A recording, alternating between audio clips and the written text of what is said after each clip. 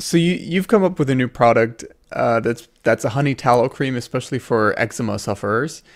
Could you maybe just share a bit about your story, how you got into making this product, your own personal background? How did you come to this point in your life right now of creating this cream? Yeah, sure. So I've personally been suffering from eczema my entire life. Like I was actually born with it. So, you know, growing up, my mom, she didn't know too much about eczema and how to treat it properly. She kind of did what most people do, where you just go to the store, get whatever is the best-selling cream and then go, use that. But man, through all these years, none of those creams have ever worked for me. You know, they in fact they do the opposite effect. The thing with eczema is you suffer from dry, red, irritated skin.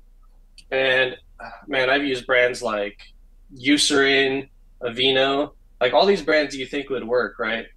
And man, they would just make my skin much worse. They would make me more inflamed, more dry. And the thing that I found the most is it would leave you looking greasy. I have very vivid memories of me coming into high school class and coming into first period, right? Your 7 a.m. class. And I would do daily applications. So I put on my face and my neck and my arms. And I have pretty vivid memories of walking into class and the kids sitting next to you, they go, "Dang, man, why are you so sweaty?" And I go, "Sweaty? I'm not sweaty." And then, I pull out my phone, look at myself. I'm like, "Oh, man, I'm greasy. I look like I'm sweaty right now." You know? So I just have very vivid memories of just all these lotions and creams from the stores. They never seem to work, you know? And as I get older and as I have more control of my body and what I do with it, I figured, this is the time to do something. I know there's a lot of other people out there in the world that suffer from this, probably even worse than I do. So, I got into action, man. I got into game mode. I started doing my research, and I'm really into like ancient cultures and stuff and history. I'm a huge history buff, and honey and tallow seem to be the way to go. Cultures dating all the way back to you know 400 BC have been using this stuff. So yeah, man, I'm super into the way the olden cultures used to do it because they just seem to do everything right. Yeah, yeah. It seems like we've forgotten a lot of that knowledge that traditional cultures had, and we messed a lot of things up in our modern modern kind of culture. Yeah, yeah. A lot of the I was doing some research the other day, and a lot of these lotion and soap making companies, they overcomplicate the process. Usually the simpler the better. That's kind of what I like to tell people when it comes to skincare. The more natural and native to the earth you can get the products, I think the better your skin will be receiving the product. These companies, they use all these crazy machines and all these emollients and palm oils and seed oils, and man, that your skin will absolutely reject that kind of stuff if you have sensitive skin, kind of like myself, you know? Yeah. So I always say the simpler the better. Right. Yeah. Yeah, I think that applies to a lot of things in life, but especially skincare and diet as well. In my experience, the simpler the better, usually. So Definitely. yeah, it sounds like it's this whole the company, the Honey Heal company, which it is called, and the first skincare product kind of you created it out of your own pain and suffering. Is that fair to Yeah. say? Oh yeah, that's right. I mean, everyone should be confident in their own bodies and how they look, no matter what kind of deformities or, you know, problems they have. But dude, I can just remember being so shy and so unconfident every time I would go to school. It would be to the point where, having a normal conversation with someone, I'd be afraid to kind of like get close to them, because I feel like they would see the eczema on my upper lip or they would see the greasiness from the Eucerin I was using at the time. So, man, it came to a point where I was just sick of it. I was sick of being shy and embarrassed all the time. And, I know what I was on the inside. And I kind of feel like most people kind of have the same problem. Like, they know what they are on the inside. They know they're this awesome, confident person. But man, it's just something on the outside or something in their own mind that's kind of preventing them from really, blossoming as who they are. So yeah, man, honey and tallow balm is my first product I made. Um, Honey Hill is actually my first company that I've ever started. I'm a young man. I'm 24, and you know, it's a whole different journey itself, creating a business, and that comes with its own headaches and everything. But this honey and tallow cream, it's really been a game changer for me. I've gone through a lot of research to do this. I don't like to just kind of go on the fly. I've done a lot of research when I put this product together. Yeah. Is there, you just called it a balm? Is there a technical difference between a cream or a balm, or is that just two words for the same thing, basically? I kind of feel like it's two words for the same thing. Everyone likes to call their thing a tallow balm. There's plenty of tallow products out there, but a lot of these tallow products have essential oils in them. Essential oils is something for people who have sensitive eczema. It's really going to flare up their eczema and kind of irritate it even more. So a lot of these tallow balms contain essential oils. So I thought it'd be smart, to kind of serve people like me who have very sensitive skin. So Yeah. our tallow balm has no essential oils. It's got four ingredients. Literally, that's it. You know, and yeah, man, it's Yeah. great stuff. I can't recommend natural products for people who have sensitive skin enough. Yeah. So the four ingredients, since you mentioned it, are honey, tallow, and what else is in the cream? Yeah, so honey and tallow, I think, are your main healing properties that are going to be within the cream. The other two ingredients are going to be beeswax and something called arrowroot powder. It's kind of like a mouthful to say, but arrowroot powder. Now, these two, they're more of like a consistency type of, that's their main role in the cream. In order to get like a creamy texture, honey and tallow alone won't do it. You'll get a more liquidy, more lotiony kind of product. And with a lotiony kind of product comes multiple applications in a day. So the main reason I use beeswax and arrowroot powder is to get it a little bit thicker, to get it a little bit more to the point where you can do a once or twice application and you'll be good for 24 hours, you know? Yeah. Yeah, that's always it's the most annoying thing with other creams that you just have to put them on every other hour or something, and then you carry them with you everywhere you go. It's Yeah. I've also I don't know. You can tell me if you had the same experience, but with other creams I used to use before, I always found that I felt like my skin was getting kind of addicted to those creams and the Hmm. chemicals that they had that they contained. Hmm. And then if I would not use that particular cream, my skin would get even drier because it was kind of having like withdrawal symptoms from like not being able to use this particular lotion with the same chemicals. Did you have that? Did you have a similar experience as well? Oh yeah, 100%. Man, I'm trying to remember the name of the steroid I got prescribed by my dermatologist when I was a little bit younger. But I used to use the corticosteroids. Oh man, it's gonna bother me. I used to use a certain type of steroid, right? Where it would be like you would put it on open wounds on your eczema because when you have eczema, you scratch a lot, and when you scratch dry skin, it tends to break and you get open wounds. So it's a steroid they prescribe for open wounds, and you would put it on, right? It'd work great. Like you would have an open cut and it'd heal like maybe in like 16 hours, like almost a half a day, you know? And eventually, if you stop using it, your skin would get dry and cracked. Like for me, I always thought when you go swimming in a pool, right? And you get out of the pool and you have all that chlorine on you, for me, it would always dry my skin out and leave me kind of stiff and, like kind of cracked. That's what the steroid would do to me. And eventually, after years of use, it left me scars all over my hands and on my shoulders. So I've definitely been there, right there with you, man. Yeah, it sucks. Yeah. Yeah, it's just awful. Eczema is. I always say like eczema has really I mean, you have the just the physical kind of pain of having eczema, of having dry skin and inflamed skin, which is just kind of painful in itself.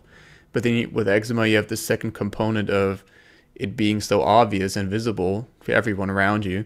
So you kind of have the this physical, and you have the psychological component of like wanting to socially isolate or feeling uncomfortable around other people because you don't want to wear a t-shirt when you go outside or stuff like that. So I think that, and those two things coming together really makes eczema such a, yeah, it produces such suffering in people, and really reduces the quality of someone's life who's suffering from eczema.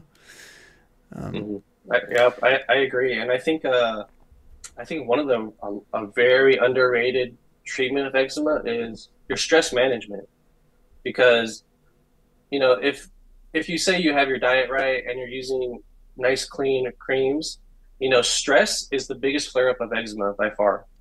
So if you could have your stress under control and kind of learn to maybe control your emotions a little bit, be comfortable with yourself, that would really help a lot of people in their eczema flare ups.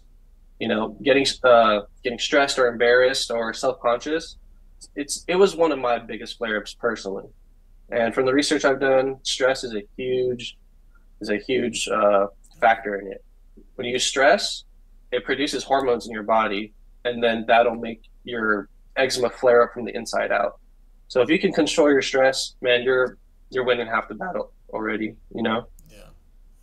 Have you found any techniques or any techniques that have worked for you to reduce stress or to make your lifestyle less stressful in general? Yeah, I mean, honestly, podcasting. I mean, not doing the podcast, but listening to other super educated people like yourself and just other people who are passionate about topics that I love. Man, that relieves me a lot because then I don't know. I just love to learn from people. I love to learn. I'm a history person. I love learning about stuff in the past. I love learning about stuff that's happening right now. So podcasting has been a huge savior of mine and just being outdoors in general. Sunlight is one of the biggest and best nutrients for your body. That vitamin D and that natural light from the sun, not only will it be good for your eczema, it's good for your brain too. It'll just make you feel better. Yeah. Yeah, it's crazy what a day in nature and in the sun can do for your mood and for your life. Yeah.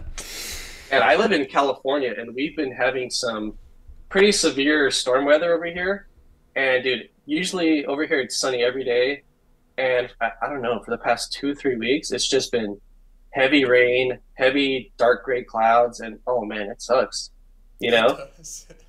it sucks. I always think about like it must be nice living in other places, but some places don't have like perfect weather like California where it's sunny all the time. Right. And I'm like, man, wherever I live, I hope it's sunny. And I prefer it to be really sunny over there because it really does do something to your mood. Yeah, yeah. I mean, I can't believe how people who live in, I don't know, in Finland or like way up north, where it's in winter, it's just dark basically the whole day. You get barely like an hour of sun, if any at all. I don't know how they do it like for 6 months. I I It's don't a know. different breed of people, man. They're just tough people. I guess, It's yeah. A lot of sauna and that's it. Yeah. yeah. But yeah, let's maybe talk a little more about the cream, the ingredients. You mentioned the history of using tallow and honey for skincare. What can you like tell me about that? What have you found in regards to the history of tallow and honey? Yeah, I mean, the use of tallow and honey for skincare uses, I mean, that dates back, I mean, older than pretty much any modern healthcare product has actually even been around for. Tallow has been around since, the ancient Sumerians. It goes back to the ancient Greeks and ancient Egyptians. I mean, back in those days, they would use tallow as a soap. So they would harden the tallow and use it as a soap for their body.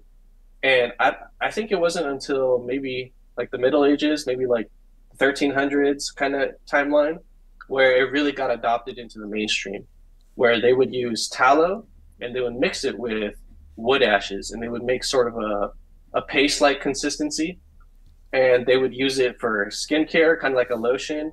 And they would also use it for wound dressings. So if you got a wound, they would take this tallow paste and put it into your wound. Tallow has a lot of antibacterial properties. So exactly how it's used in soap to cleanse your body, they would use it in wounds to clean their cuts out, you know?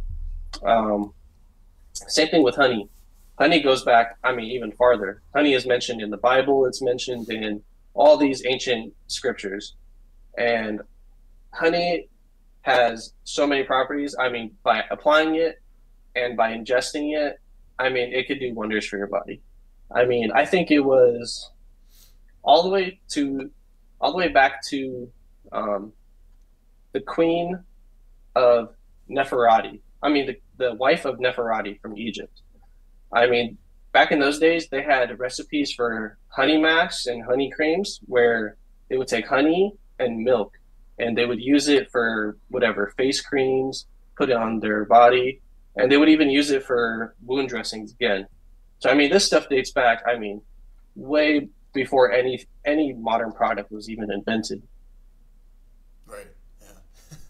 Yeah. It's kind of crazy how we lost touch with all of this wisdom that has acquired over such a long period of time in human history, and now we kind of feel like we have to invent everything anew with modern technology, but using, yeah, it's I don't know why it's so hard for us to incorporate all that wisdom that has already accumulated over the past centuries and millennia. um so Yeah, yeah in my opinion, I feel like we're making a comeback to that kind of era. I honestly feel like we're having a re-renaissance of natural stuff, of earth-made stuff, because everyone's waking up to this big pharma scam that we've all been in for years, you know. So I really do feel like there's a second awakening coming, and it's already here. People look at you, man. You're podcasting. You're passionate about this stuff. You're a part of the movement. You're one of those figures. So I mean, people are waking up, and it, I maybe in like the next generation or two, this stuff will be just normal. You'll be able to get this stuff at stores, and this will be the preferred method of self care, I think. Yeah, it's and now we get to, thanks to the internet, we get to share this with like lots of people, and it's kind of democratizes the whole healthcare system because you have access to all the information that's out there. Like you created this amazing new product, and now you get to share it with like anyone who's interested in the eczema space, and that just wouldn't have been possible like 50 years ago when there was just a few pharmaceutical companies, and you would have their product in the store basically, and that's all you got. Like there's there's nothing else you were able to get, and Yeah. yeah, and now you can order stuff online. You can find new products. You can find new diets, new creams.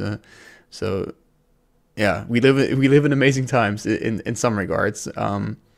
But you kind of have to pick the right things, like find the right products and the right people to follow in the Yeah. forest of of the Yeah, internet.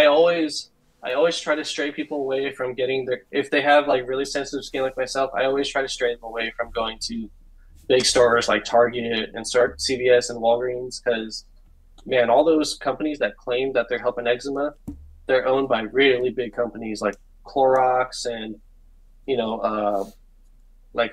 I'm forgetting the name, but they're owned by big companies like Clorox, and these companies do not have your best interests in mind. These companies have profit in mind. So, when it comes to skincare, the simpler the better. You know what I mean? Yeah, plus if their product actually worked that well, they wouldn't have to sell that many creams, right? Right, right. Like why is there 50 different creams available and none of them seem to work? Like it's kind of madness. Yeah, Um, but yeah, the historical use of tallow is really fascinating. I think it's also, you mentioned honey was somewhere in the Bible. Even I think even tallow. There's this line of I forget where it is exactly, but the saying of "you shall live on the fat of the land." It's basically it's somewhere mentioned in the Bible, like this old saying that the more fat you have on a land, on a piece of land, the healthier your population is going to be. And Mhm. there are a lot of references like that in really old books that praise kind of the value of fat from animals like tallow. So Oh yeah, it's yeah. super interesting. Yeah, I was I was at Barnes and Nobles, right? And I'm really into like books about ancient cultures and how they used to live and what was going on back then. And I came across this one book. I'm so mad. I should have bought it. But it was a cookbook with recipes from the 1870s or 1880s, I believe. And I flipped through it, right? And what do you know? This is right when I was creating Honey Heal, right when I was creating the honey tallow cream. What do you know? I was in the middle of the book just flipping through, and they had a recipe for tallow balm, right? But they didn't use beef tallow; they used mutton tallow. So I was in my head, it just rang a bell. I was like, man, these people are using it, and like, man, it must work. I need to do some more research. And I really need to deep dive into this tallow thing, see why people are using it for so long. So I mean, it's been around forever, and this Yeah, stuff it works wonders for your body, and even they knew it. yeah, yeah. That reminds me that I found this really old cookbook as well from my it was from my great grandmother who grew up in Germany as well, and it had these amazing recipes of how to like prepare a whole chicken basically, and how to boil the chicken with the heart, and how to use the liver, and how to use all these all these Wow. things that you wouldn't find in any cookbook nowadays. Like it's Have you impossible. ever tried liver? I have, yeah. I haven't tried chicken liver, but I did eat beef liver, and I must say it's quite the intense taste. I haven't gotten used to it really. So what I sometimes do is I take like raw pieces of liver and I just drink them with water, uh, Okay. just like kind of capsules. But if I really feel like it, I might eat like a little part fried part of liver and just add it to a broth I'm making or something. But I find it very intense. Yeah. How about you? Have you? And that's what I hear. I personally have not tried liver. I'm too chicken to really try one. Everyone that has tried it that I know, they say the flavor is absolutely awful. But what I'm curious about, the reason I asked you is because they say they feel like a boost of energy, like a boost of something, almost as if you're in a way consuming the soul of the animal. And I've always been really curious about that. I'm like, hmm, the liver is what filters out all the toxins in your body. So maybe there's something in that liver, nutrient wise, that like just really gives you that boost and really gives you that extra push. I've just always been curious. I want to try it one day. I mean, it's an interesting experience because I never even saw liver before that. I never had seen liver or heart, and so Yeah. just having that, seeing that part of the animal and preparing that part of the animal as well gives you different, yeah, feeling, different sense of a being that has given its life for you to consume parts of it. So Mhm. that's been interesting. I didn't get like an energy boost, I would say. Um, but I mean, I know so many people are praising it because it's so packed full of vitamins and different Yeah. nutrients like vitamin A and a lot of B vitamins. So, and I was eating mostly like a carnivore based diet or a meat only diet for a while, and it was recommended then to eat some liver to get some vitamins in your diet. So that's what I did. But I have to be honest, I did not enjoy that. I'm curious how you said you're on the carnivore diet. How's this been affecting your eczema? Because I did see on some of your Instagram videos that you did have a pretty severe case of eczema on your arms, I believe. How's that been for you? How's that been treating you? Yeah, it's been so I'm now actually I would call it I'm on the GAPS I'm on the GAPS diet now, which is it's still meat based mostly, but it's not exclusively carnivore. So I do add some when I make a meat broth, for example. I will add some carrots or some leek to the broth, and then also Okay. eat the carrots. But it's been especially the meat based diet and the broths that I've been making. They've been very impactful to my skin. Hmm. Like I used to have a Yep. lot of yeah, it used to be really, if you look at my Instagram, it used to be really inflamed on my neck and on my arms, like Yep. really dry and red. And for the past 4 weeks, it's been really good. Like I've been waking up and I've not been itching, like scratching at night at all.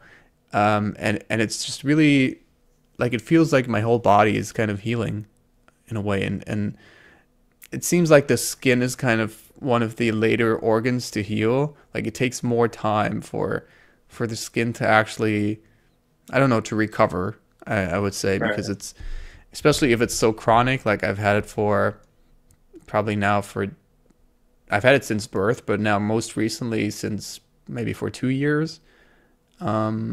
And if like yeah, if your skin patch is that chronically red and inflamed, it just takes a long time for the body to to clean up everything and regenerate those Yeah. skin cells. I feel like, but I'd highly recommend it, especially the GAPS protocol because it's really step by step kind of approach to dealing with autoimmune issues in general and eczema. So yeah, Yeah, you said something that rung a bell with me. The bone broth.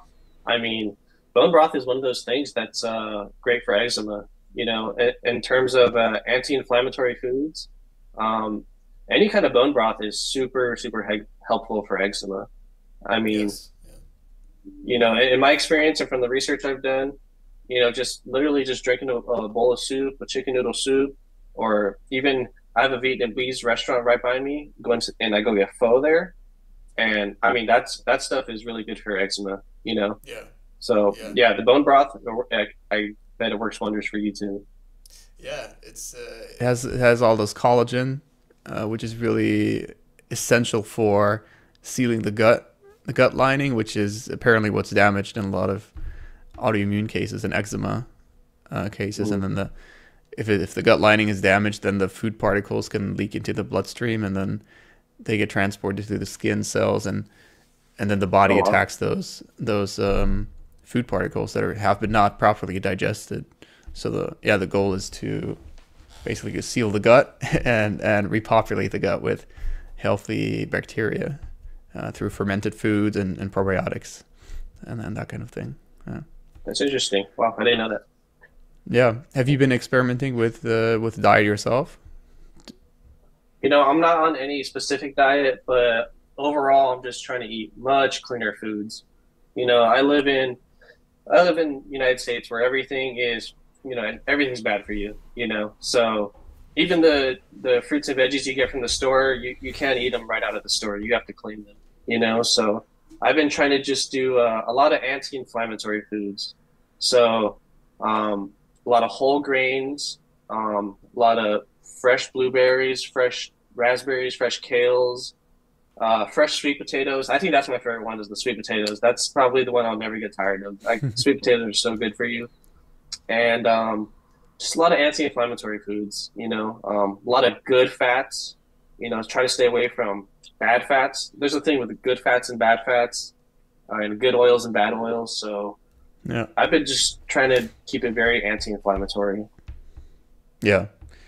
Yeah. I think all these really highly processed fats that come from vegetables, like vegetable oils, are can be pretty detrimental to one's health, at least in my experience. And the good fats like tallow, um, different other different animal fats, and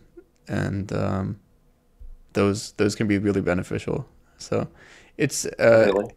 it's so it's kind of crazy to me how careful we have to be nowadays if we go shopping. And there's I've paid attention to that lately, but if I go to the local supermarket, there's maybe 10% of the food that I would actually consider healthy or beneficial to our Yeah. bodies, maybe even less, maybe 5%. And Yeah. it's very crazy to me how much burden is placed on the individual consumer to handpick the products that actually would benefit us. Um, Yeah. Yeah, man, yeah, I was at the store yesterday and I was just trying to get some fruit, grab some oranges and some berries and stuff. And we go over to the where the mangoes are, and for the mangoes, just for the pre-sliced mangoes, was like 12 bucks, $12. And I was like, man, there's only like two mangoes cut up in there. Like, why? It's $12 just because someone cut it. I'm like, man, this place is so backwards. Like, if there is anything healthy in here, it's always going to be like double the price of probably what it should be, you know? So, man, yeah, it's hard to find healthy stuff nowadays. Right. Yeah. Yeah. That's why I'm all the more happy to support your product. Which yeah, maybe let's get back to that and talk a little more about the different types of creams that are available.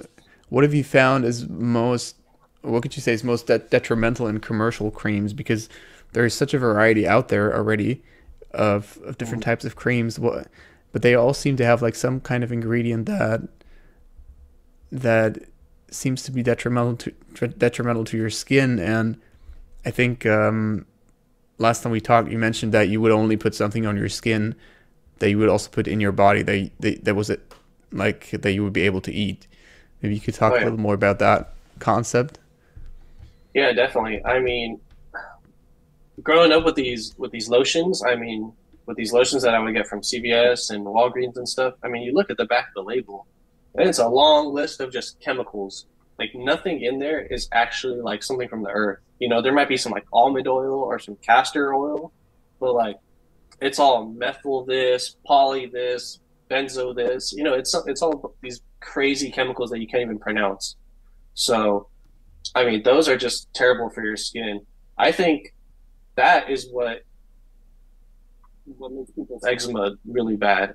Just the fact that you're putting something so foreign onto your body, and then your skin's trying to absorb it, right? And then as soon as your skin tries to absorb it, your skin is just like, what the hell is this? This is not. I don't know what this is. So you get more inflamed. You probably get itchy from it. I would get so itchy when I would put on a specific Eucerin cream.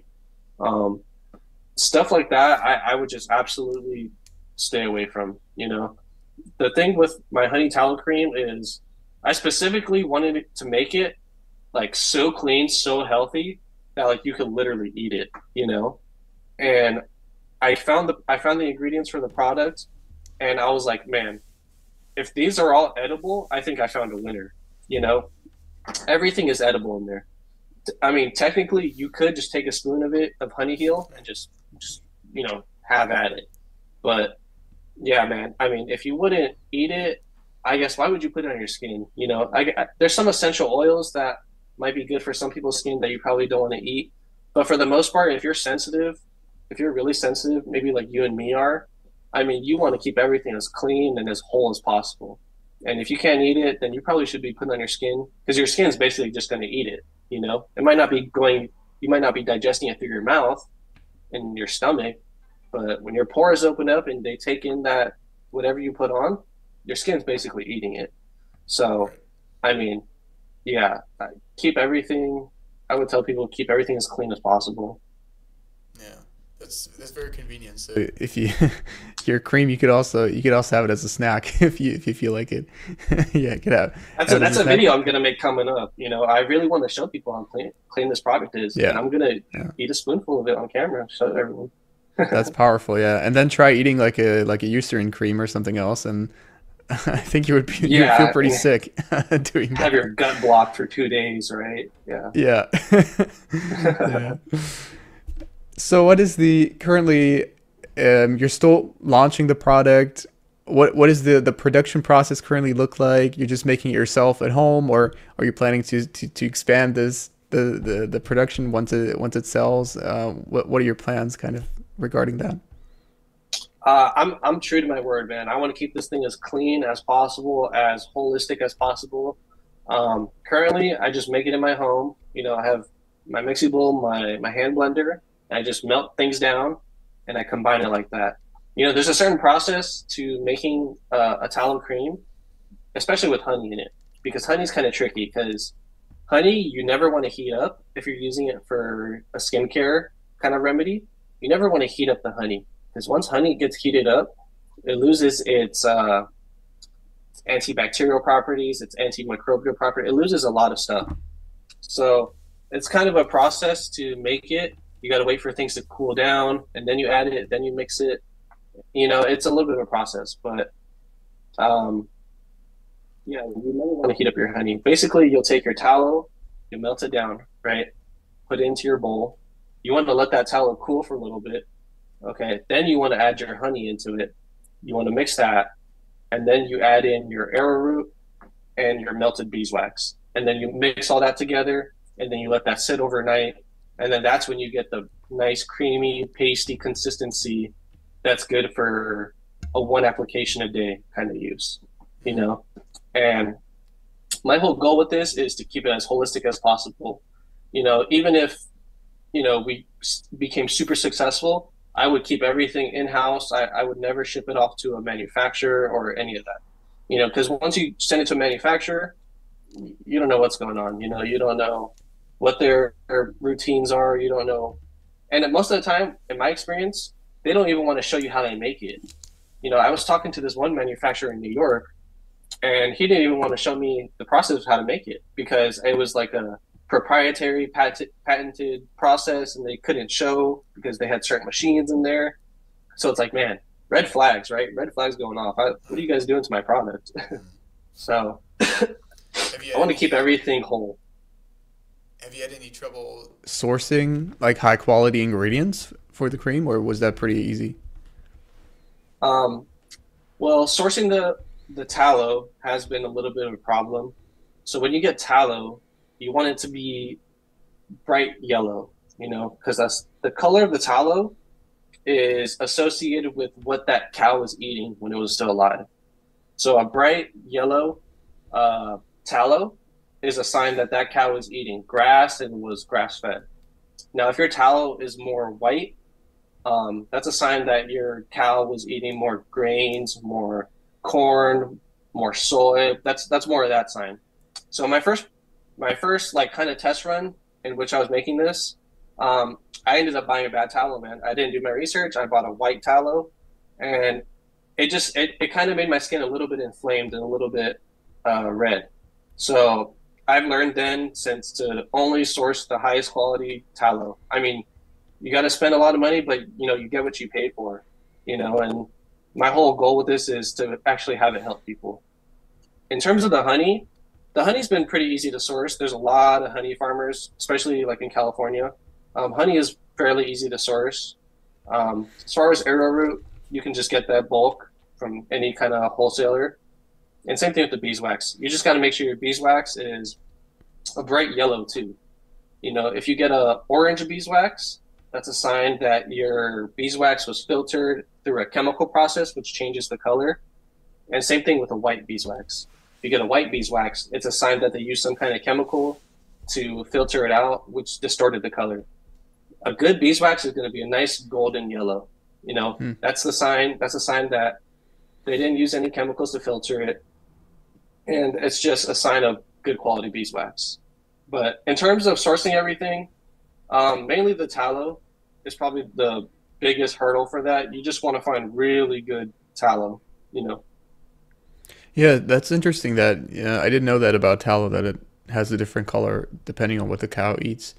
I Yeah. did hear that about chickens because I think the egg yolk is a darker orange color when the chicken is pasture raised, and Yep. when it's yeah grain fed and indoors, then it's like this kind of light yellowish color. Yeah. So, but I've heard yeah, you want to keep your eggs like a dark, deep orange, amber color. yeah, You know. yeah, Yeah. yeah. So it makes sense that that applies to tallow and honey as well. The color. Yeah. If Yeah.